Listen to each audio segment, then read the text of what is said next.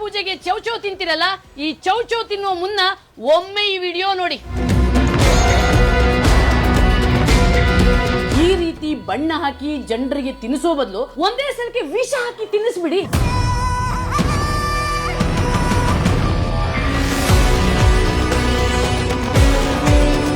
Paint ಹಾಕೋ ರೀತಿಯಲ್ಲಿ ಇದೆ ರೀ, ಪೇಂಟ್ ಹಾಕೋ ರೀತಿಯಲ್ಲಿ.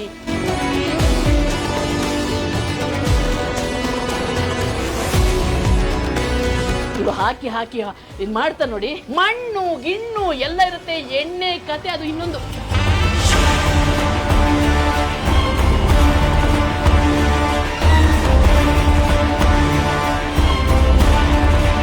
ಈ ಎಣ್ಣೆ ಯಾವ ರೀತಿ ಇದೆ ನೋಡಿ, ಕಪ್ಪು ಕಪ್ಪು ಕಪ್ಪಾಗಿದೆ. ಎಷ್ಟು ದಿನ ಆಯ್ತು, ಇದು ಯಾವ ಎಣ್ಣೆನೋ.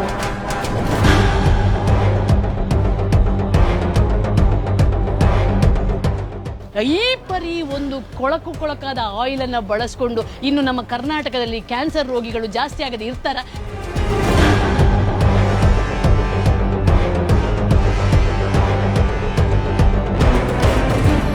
ಇದನ್ನ ಫುಡ್ ಟೆರರಿಸಂ ಅಂತ ಹೇಳ್ಬೇಕು.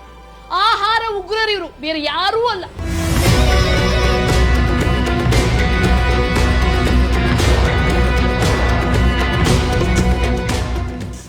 ಇದನ್ನು ನೋಡುವಾಗ ಇವರು ತಿನ್ನೋ ಆಹಾರ ಮಾಡ್ತಿದಾರ, ದನಕ್ಕೆ ಹಾಕುವಂತ ಹಿಂಡಿ ಕೂಡ ಇದಕ್ಕಿಂತ ಚೆನ್ನಾಗಿ ತಯಾರು ಮಾಡ್ತಾರೆ. ಅಷ್ಟು ಕೊಳಕು, ಅಷ್ಟು ಗಪ್ಪು, ಅಷ್ಟು ಗಲೀಜು, ಇದನ್ನೆಲ್ಲ ಕಮಿಷನರ್ಗೆ ತಿಳಿಸ್ಬೇಕು. ತಮಾಷೆ ಅಂದ್ರೆ ಇದು ಆರೋಗ್ಯ ಸಚಿವರಾಗಿರುವಂತ ದಿನೇಶ್ ಗುಂಡೂರಾವ್ ಅವರ ಕ್ಷೇತ್ರದಲ್ಲಿ ಇದೆ.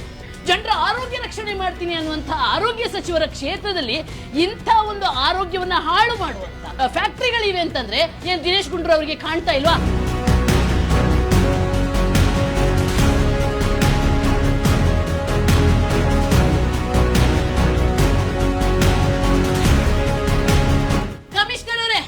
ನಿಮ್ಮ ಮೂತಿಗೆ ಇಡ್ತಾ ಇದ್ದೀನಿ, ನಿಮ್ಮ ಮುಖಕ್ಕೆ ಇಡ್ತಾ ಇದ್ದೀನಿ ಬಣ್ಣ ಬಳಸೋ ರೀತಿಯನ್ನ.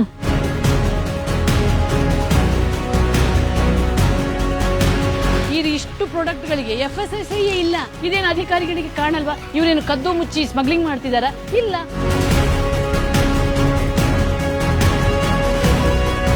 ಇಲ್ಲಿನ ಅಧಿಕಾರಿಗಳು ಏನ್ ಮಾಡ್ತಿದ್ದಾರೆ? ಮಣ್ಣು ತಿಂತಿದಾರ?